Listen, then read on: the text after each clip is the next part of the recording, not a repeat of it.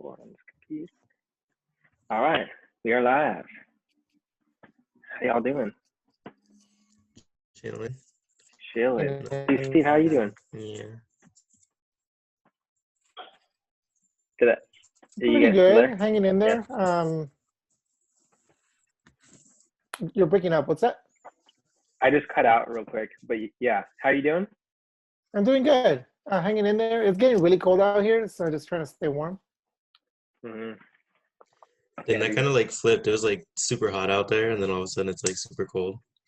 Yeah, for like a couple of days, it was like really high in the day and then really low at night. Yeah. I'm just like, God, this sucks. It's and like now a desert. Just cold. Yeah. And my gym is in the garage, so even working out like sucks because it's so cold. Yeah, I bet.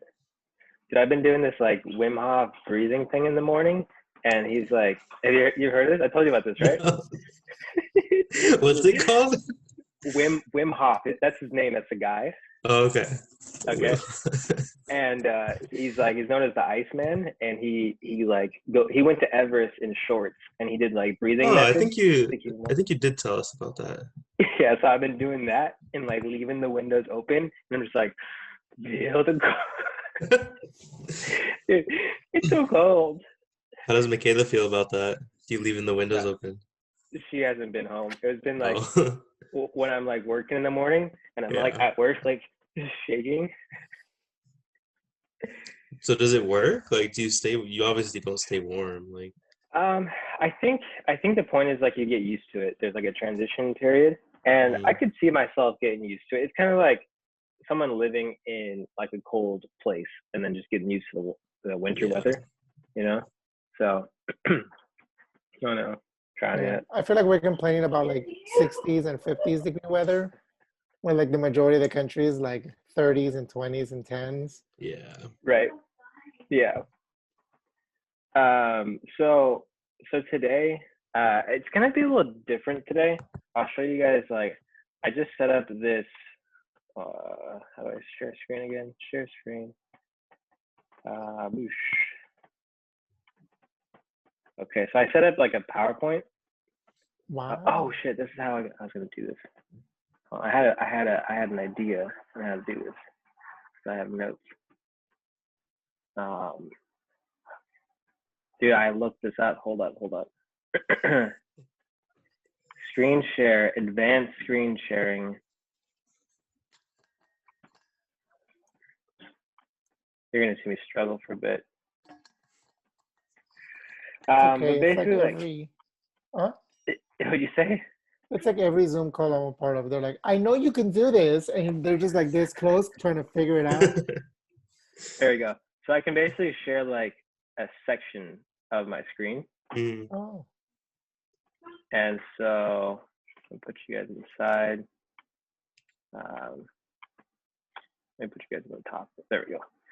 Okay, so you guys can see that portion, right? The presentation portion? Yeah. Okay, so I set up like a slideshow because there's a lot of content to go over. And like I was thinking it'd be best to just kind of go over the content and then kind of like discussion.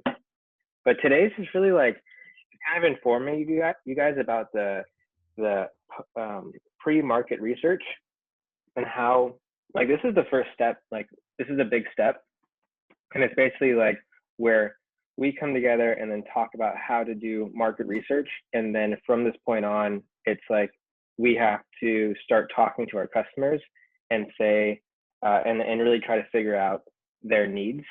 And so like this is a starting point of a big step. So it's really just like, I'm just going to go over some notes I took from the chapter, and then after that we can just kind of go over questions and stuff like that, and then get clarity and figure out where we're going next. The market research, are we doing it on all the products we've talked about so far? Are we picking one, or? Yeah, so it's that list that we last made. It's about 10, and then we split that up. I think I can't remember if I split it up on my own recently or if I was going to have us all do that, but it's like 10 different topics, and then we just all pick like 3 and one person gets 4 or something like that. Cool. Okay. Yeah, so this is gonna be like what we're gonna be up to for the next like 3 to 4+ weeks, because like this is the most important step to make sure that people are actually gonna buy our product. Okay. Now we'll never know. Wait, oh, did I You cut cut out? out for a little bit. Damn, Yeah. my connection might be unstable tonight. If I cut out and you guys miss something, just tell me to stop or whatever. Yeah. All right. Ready?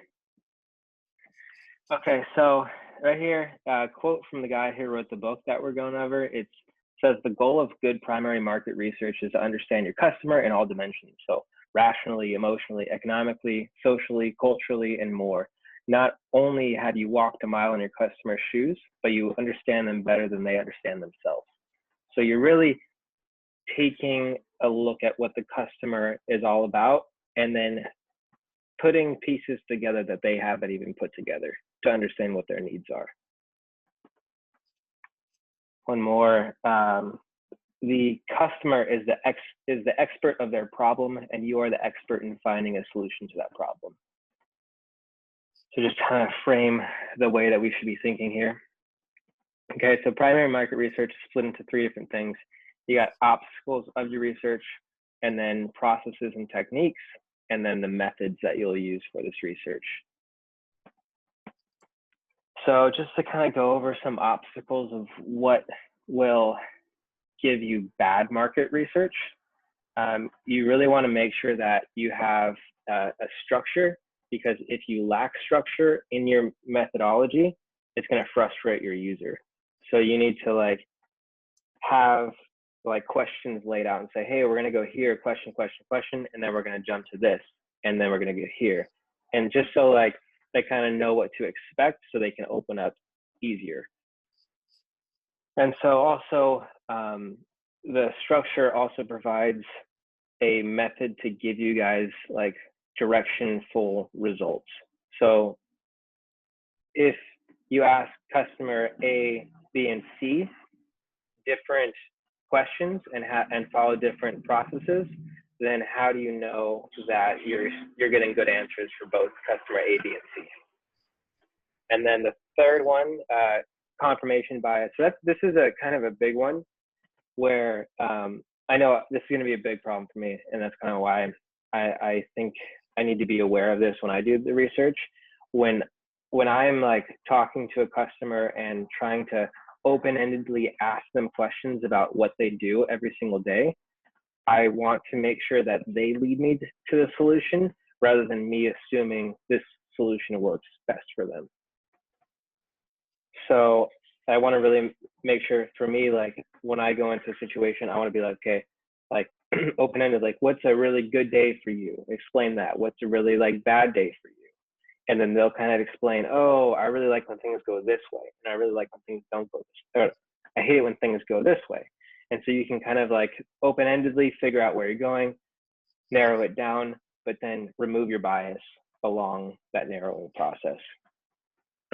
Selection bias is another thing. So selection bias is basically saying that like, who are you selecting as your customers and your interviewees? Are they going to be friends and family? Because friends and family are not going to be honest with you about like what works and what doesn't work. So you really want to make sure that you're choosing people that are somewhat strangers to you, that are going to, that are the true buyers and honest about where their money's going to go. And then social acceptability, that's kind of the same thing.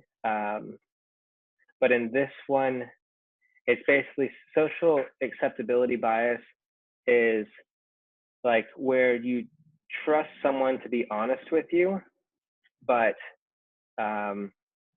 say if they're honest with you, it's going to make them look bad. They wouldn't have any need to be honest with you. So you want to be careful with your questions in that way. That one's a little confusing. Do you guys understand those so far? Yeah, I Broad think so. strokes. Yeah. Yeah. Okay. So, and then the process of connecting, so we'll go a little bit more into depth. So this one, so processes and techniques, there's 3 slides here. First thing is like you want to make a plan. And then I'm going to send this slides out so we can kind of review it all together and you can have it on your own. So first thing is make a plan. So that means like you want to write out goals and descriptions of the research technique. So you want to define, first of all, like what your recruitment criteria is. And then on the last couple of slides, there's a form that we can go over. And it says kind of like a framework of how to set up this plan. And this is kind of the first steps into figuring out how to set that form up. So you want to know like what are your goals, what's your research technique of your plan. You want to find out who the people that you're talking to are going to be, and you want to have a recruitment criteria. So say you want to make a food product. So which kind of food people are you looking for? You need to define that so that you don't waste time talking to customers who aren't going to ever buy your product. Right? So you really want to refine that point. Then you want to develop a questionnaire and then give that questionnaire to everybody. You want to develop a discussion guide.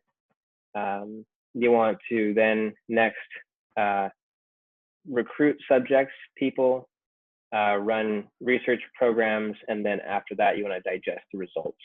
So the plan is kind of an overview of what you should expect from goals, recruiting, questioning, analysis, what to do with that analysis. Okay. And then as you have that plan, you also want to do like secondary research before you jump into this field. That way you can be like, okay, well, what about this situation? Or kind of, I don't know, you guys kind of, I think you get that. That point right there, qualitative greater than quantitative, that's saying that quality is better than quantity. So in the first steps of the primary market research, you want to make sure that you're asking really deep questions rather than shallow questions to a lot of people. So you want to really dig into subjects with 1 to 10 people rather than ask the same question to 100 people, right? Because we're really looking for like a niche person. And then I really like that point right there, the use your current candidate to find your next. That's kind of saying that like, so at the end of a plan, right? I say I'm interviewing like Sean and I'm saying blah, blah, blah, question. And then at the end, I'll say like, okay, like we talked about your challenges and opportunities. Who else do you know that has had a similar challenge or opportunity? Would you be willing to make an introduction? So you use that person to go to the next person. Okay. And then initial contact, you want to kind of go into it saying it's like a sales pitch. I'm sure like Steve, maybe you even have some like tips on this because of like your alumni relations. But so from the book, what I was just saying is like you want to create like a time constraint and just kind of say like, hey, I just need 15 minutes of your time. Start with short emails or dialogues to build rapport, and then you kind of lengthen it. Explain, research what you're doing, including your job, and also be ready for rejection. That's kind of the ideas behind it. I don't know, Steve, you want to say more there? Sure. I think like the last thing you said is very, very important. Be ready for rejection.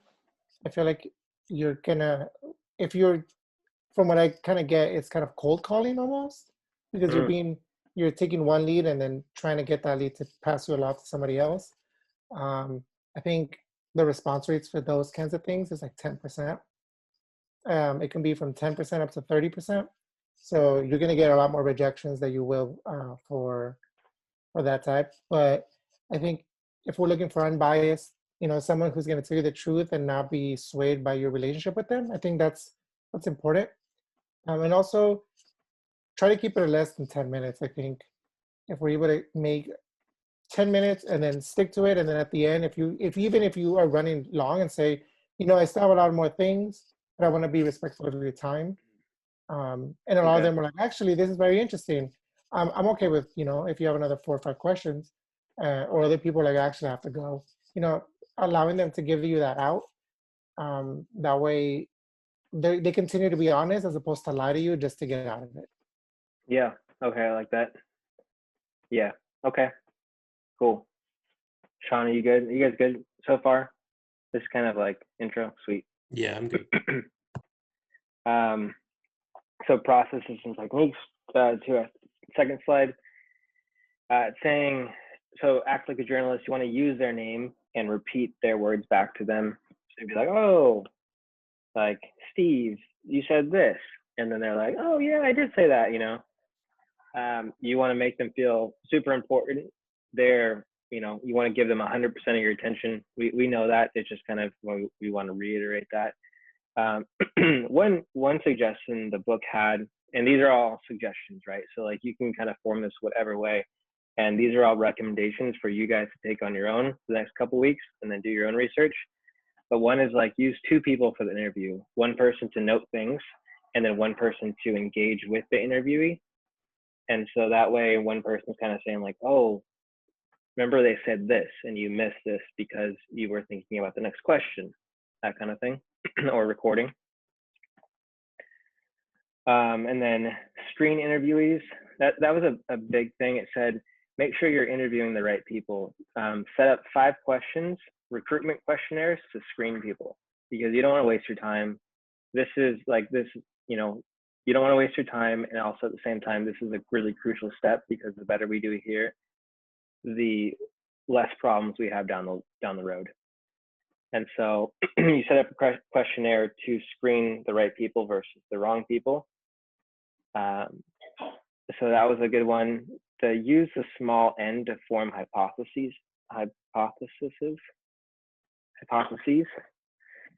So a small n is like a smaller sample size, right? That's the that's the qualitative versus the quantitative. So you want to use a small n, but in-depth questions. Later, as you become more refined in the questionnaire, and you kind of find your niche more, you can use a larger n to confirm the hypothesis, but you want to use a small n to form it. So you want to use a small n to find the niche, and then once you find the niche, you want to increase the sample size of that niche to confirm that you're going down the right road. And then one last note here is that surprise is good. It basically indicates that you're learning something new about the customer. That is your in. So surprise is good every step of the way. Okay. Right here, I just explained that after the small n, increase it. Then along the whole process, you want to make sure that the real value is greater than the perceived value. So make sure that like really what you have in front of you is impactful and meaningful, and it's going to be something people would buy versus just you thinking that it's going to be good. That's something, again, like the confirmation bias for me, I'm going to fall down that road. So I know I got to be careful on that. One thing there, if you want to record people, do that and just record them on the day-to-day, like what are they doing, blah, blah, blah. And then say like, oh, I noticed that you're doing this. Ask them questions about it. Don't believe people, look at what they do, because people don't know the problems that they fix every day without knowing it. And, okay. Okay, so we're kind of getting towards the end of it. So methods for primary market research, you want to use interviews, observational research. So that was just what I was saying. Like, so you want to ask the interviewing, and then observational, you just watch them. That's like, honestly, I'm planning on just like people watching, and just maybe going to like a park or something like that, or a store, and just, I guess not a store, I guess a park.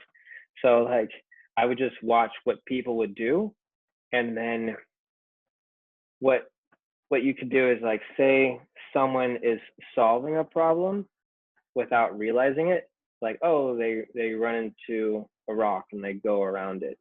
And so like you would use like basically whatever method they use to problem solve, you would make that into a product. So you would figure out how they're already problem solving and then make that something that's like universal for everybody. Immersion is like where you would put yourself into the field, figure out what you do, how to improve it, and then, you know, make that thing more universal for everybody to do that. User test, that was kind of just saying that like you give a structure for people to follow and watch how they do it. It's observational. Focus groups, that was kind of recommended. You ask them questions. They said to kind of stick with interviews more. User-driven innovation, that's just what I talked about. It says find customers workaround solutions. So it's what are customers already doing to solve the problems that they have, take those solutions and make them into complete products that are robust and clean.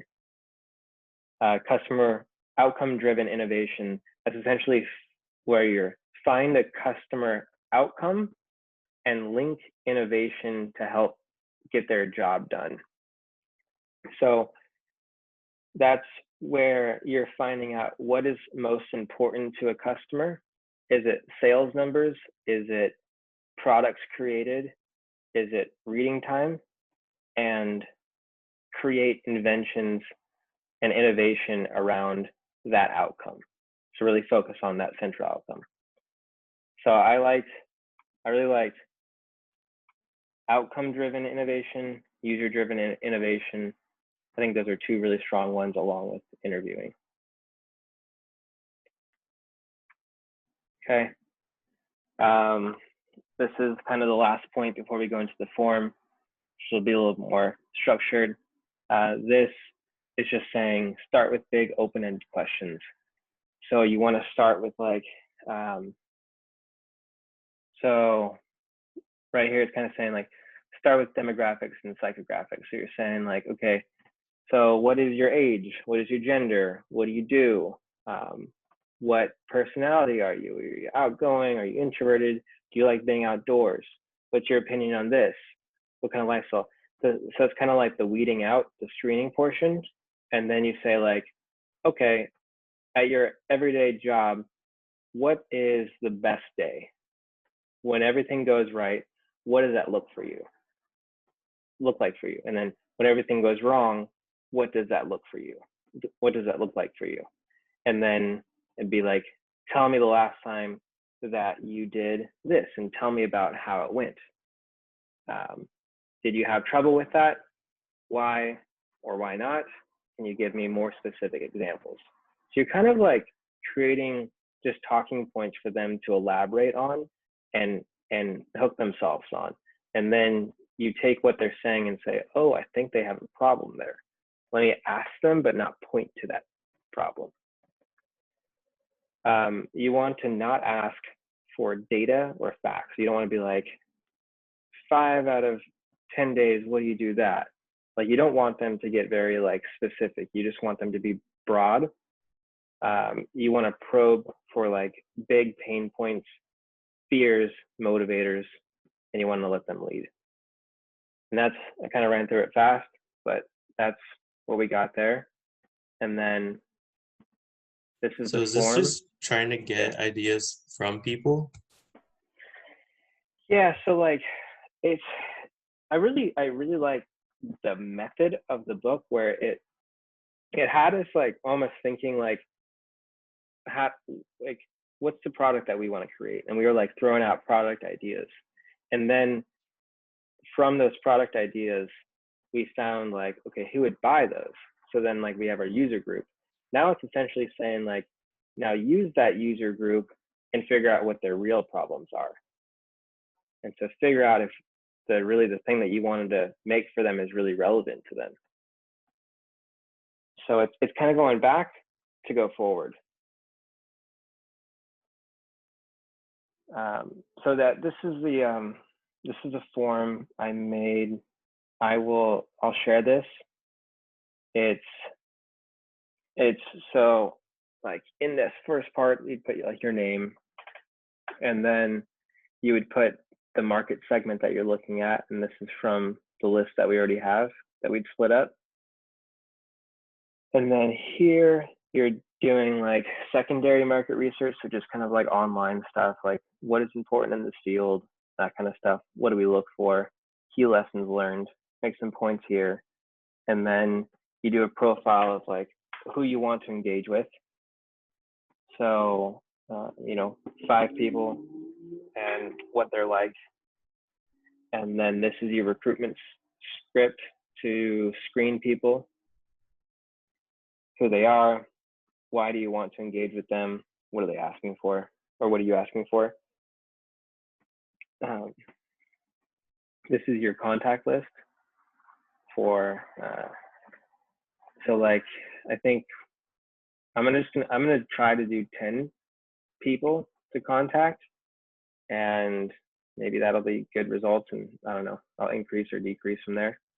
So basically saying like name, all that stuff. Why do I want to talk with them? What info do I need to give them to build rapport? What do I want from them? And then this stuff like saying how do they match with the customer profile? And then also the script that I want to follow, what questions do I want to ask them? What am I going to learn from them? What surprised me? And then what hypothesis am I trying to confirm? And so from this, it's really just like, imagine having 10 of these for one market. You would really be able to narrow down like, what are people's pain points? What are they focusing on?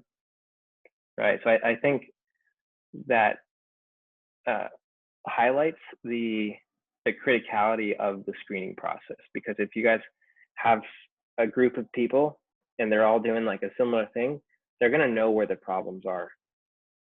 So I think that kind of highlights that. Yeah, and so you just kind of go into it. So I think it's a nice structure to go over it, and then as you like finish maybe 1, 2, 3 scripts with people, and you're just like, dude, I need to drop this question, it's not working out. You can say like script update in this bottom here and say like, I'm gonna drop this because of that. And so you refine it, but then you go into it having a structure initially.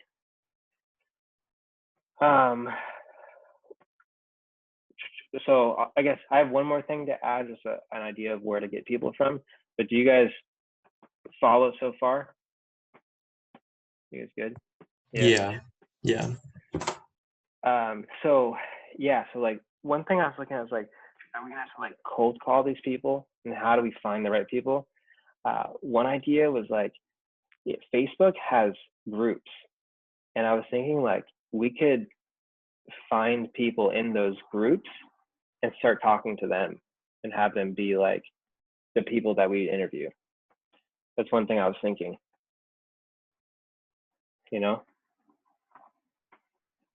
Like what kind of groups? So Facebook recently like changed their whole platform, so they would just focus just on groups rather than pages and individuals. So so what you can search is like, you can say like backpacking Mexico group, and then you have like 1,000 people or 100 people in that group, and then you just say like, hey, I'm really interested in doing this. Does anybody want to like give me their opinions? Do you have experience here? Kind of see where it goes. It's kind of my thought.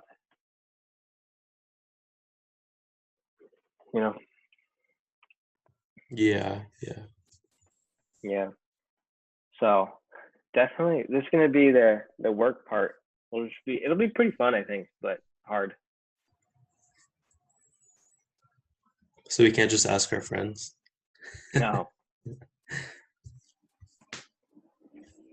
And like, I feel like if you ask family too, they're just gonna be like, oh yeah, that's good, good job, Yeah. So that's all we got slides wise. I can go over them more. I don't know, or we can kind of, I guess, what can we do now? We can split up the work and figure out who's doing what. I think that would be the most productive, yeah. Time is it? 8 o'clock? Yeah. Sweet. Let's figure out how to do this. Okay.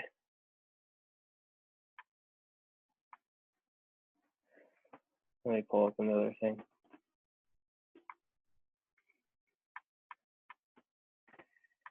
So I think this is gonna take some time. So like I think I have on the schedule like 3 or 4 weeks dedicated to this, but I mean, this could take a while, and I don't think we want to rush it.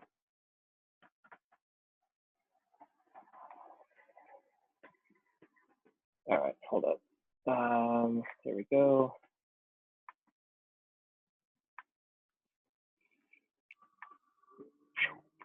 Okay. So this is a decision matrix. We have 7. What the hell is going on out there, man? All right. Yeah, I think yeah. So I wrote names down here, but we can go with that or not go with it. I'm going to close this so you can see it better. Okay. Can you guys read that okay? No. Steve's like. That's better. All right. Yeah. Okay. So I think I put names here based off of like what we're kind of interested in. And then there was like one extra, so I took that one. So yeah, just if you guys are good with it, let's go with it. But if you want to change it, let us know. So this one, this is the end user that's talking about like the entertainment for climate change and like disasters and story-driven information. So I put Steve for that one.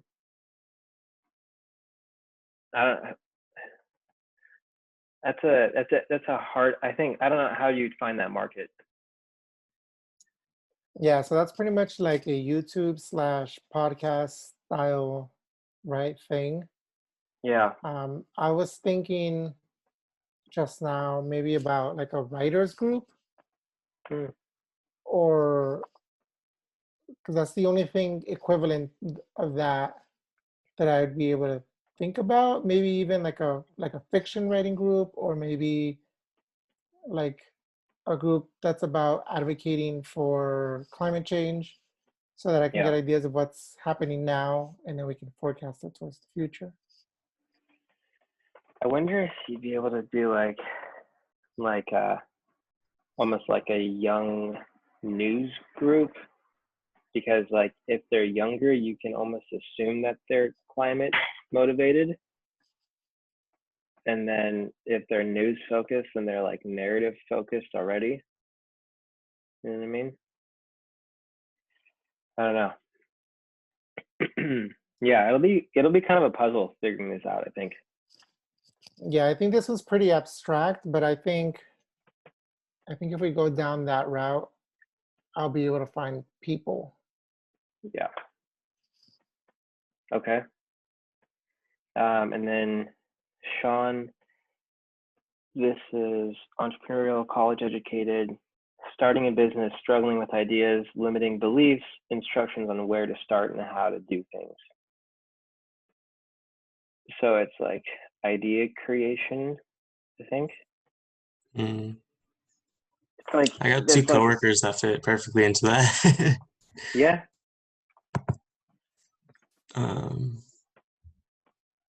Yeah. I don't know, this is hard. So if you're looking at younger entrepreneurs, you could, I mean, I bet you on Facebook there's an entrepreneur group and you could do that. Yeah. It's almost like saying like, oh, you want to be an entrepreneur? Let's develop yourself like a little bit, like slight. I don't know. That's kind of what it seems like to me. Okay. Is that grounded enough for you there?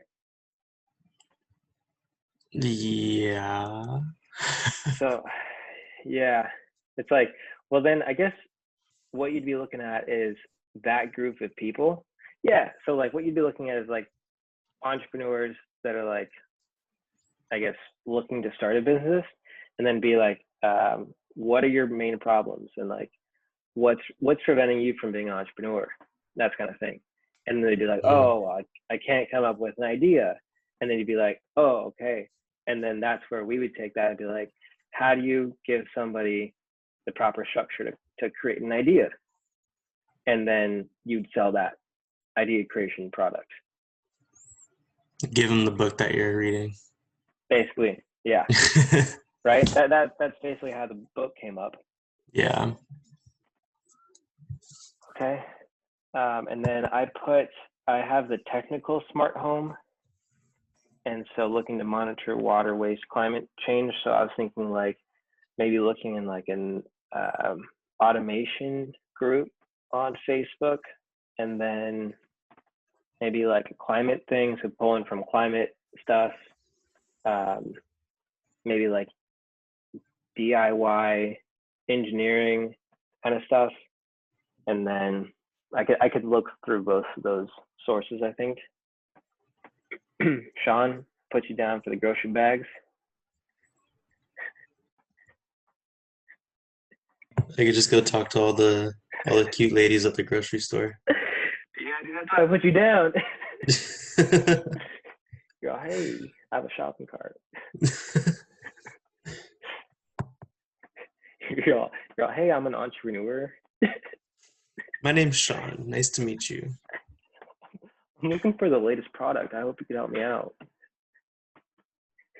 Just give me your name and number. She's like, is that a pickup line? I'm like, no.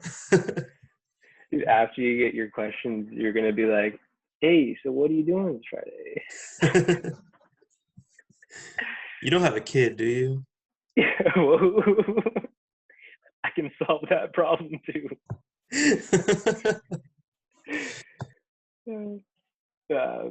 So what would you look up here? What is that?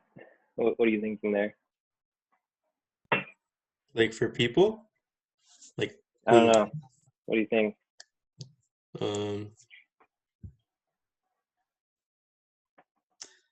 I don't know. I feel like it's just anybody that's like environmentally conscious. So like I guess you find like a store that is like focuses on that. Yeah. I mean, going back to Facebook, there's probably a Facebook group for that too. Just like Yeah. less waste. I don't know what you would be able to do with it, but there's a store in Irvine called the Container Store.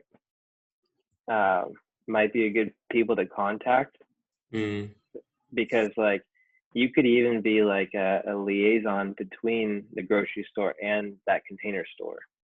And so I don't know, you know what I mean? It's called the Container Store? Yeah. I don't know what you could do with that, but it's just an idea. Okay. And then this one, blue light. So insomniacs, low energy optimizer people. That one's, so looking at that now, it looks a little too focused. So I would open that up to just kind of not the blue light part, but just this portion right here. That's what I'd look at. And then kind of take that bias out of it. And then I think for something like this, people aren't really aware of the things that impact their sleep, or else they would fix it. So I think this would be like a good thing to observe people with, which will be hard.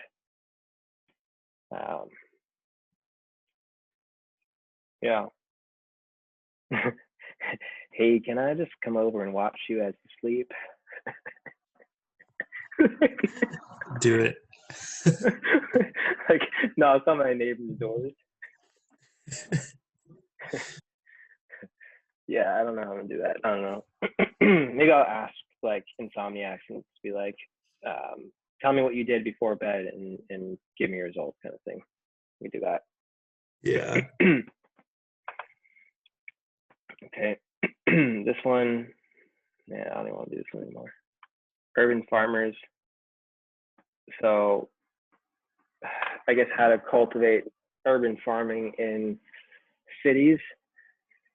So I guess I can talk to them and ask them their problems. I guess that might be a good market because it's like you got urban farmers that care about like space.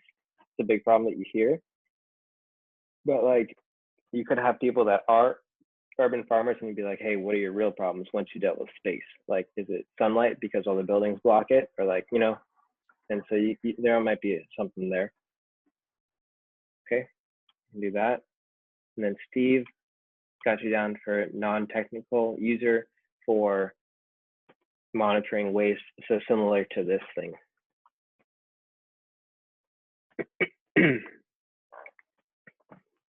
That might be a little hard. Yeah, because we were thinking of something mechanical, right? Not something that's more like smart home wise. So maybe just looking at like Facebook group like Moms for Green Earth, like you know what I mean? Are you a part of that group? Well, not a mom yet. It's dads, future dads are Green Earth. Sean's already a part of that one too. Yeah, I'm part of the moms one. He's all, I'm an entrepreneur. Trust me. Okay. Yeah, this one, I think just like green climate groups might be good.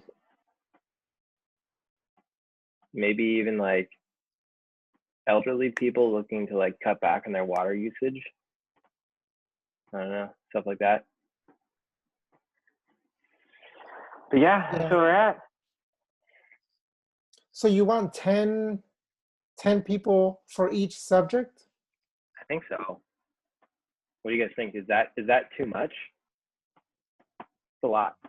I mean, you need a representative sample, right? Yeah. That's what I'm saying, that like I think this part's really important because you know it kicks off everything. And if we go down the wrong path initially, then it's like we kind of wasted a bunch of time and money. So if we do 10 people per thing, then even if that takes us extra time, it's worth it. Yeah. But then I gotta talk to people. Dude, that's gonna be the hardest point of this thing. You engineers are a joke, man. Come on. You don't even know how to do math, man.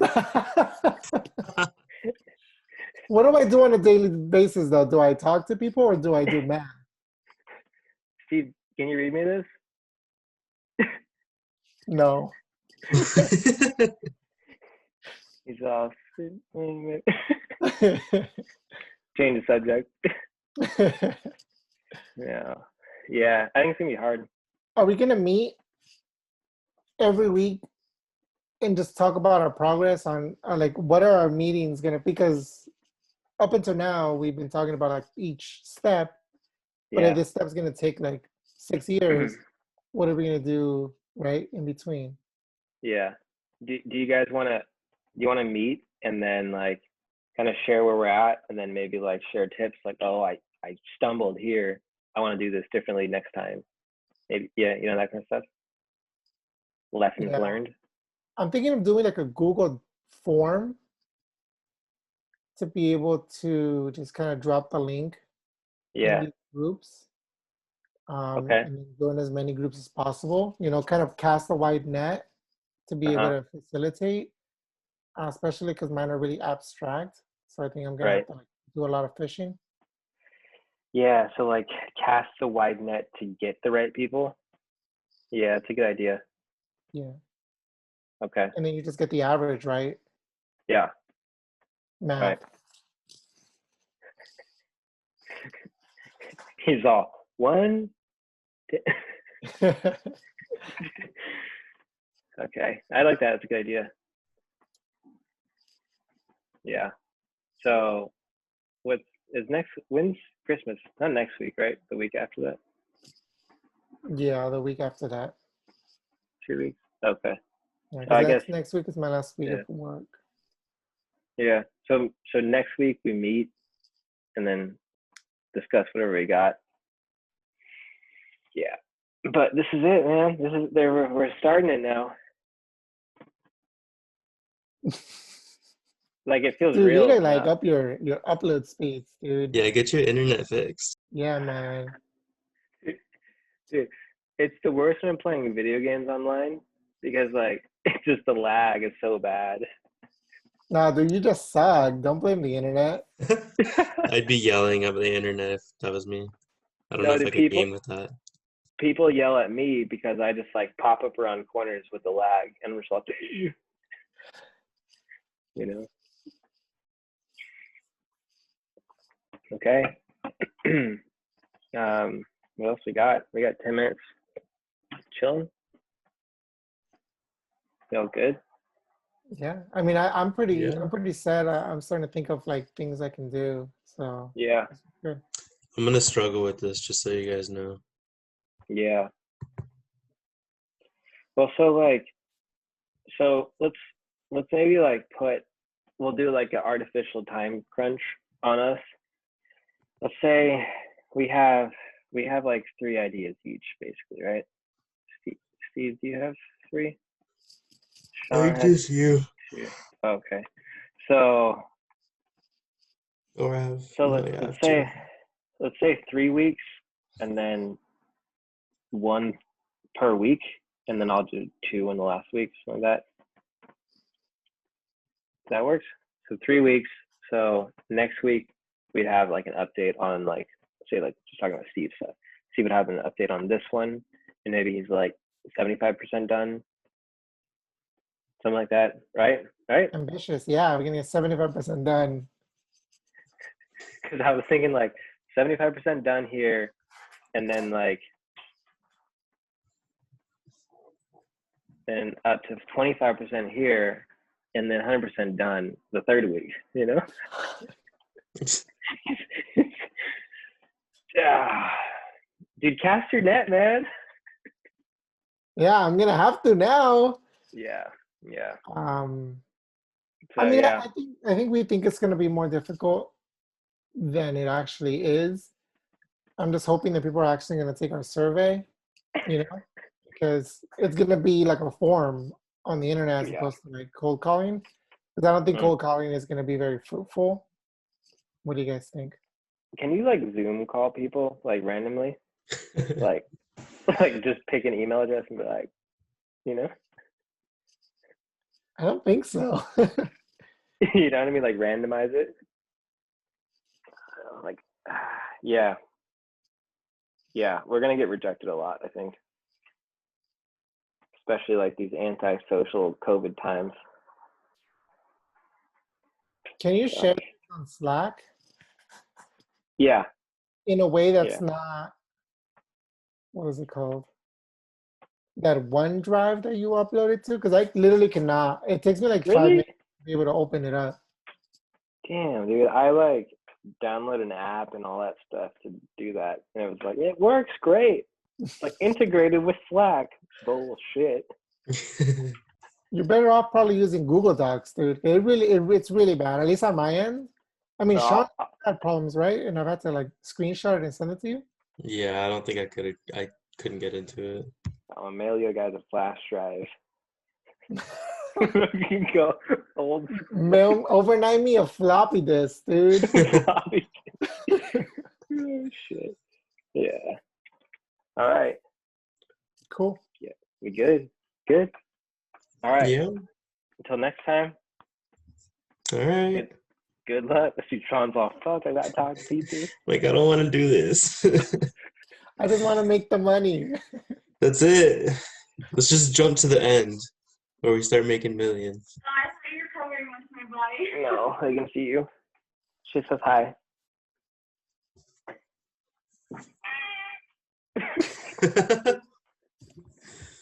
All right, guys. All right. I'll see you guys. All right. Bye. Adios. Bye.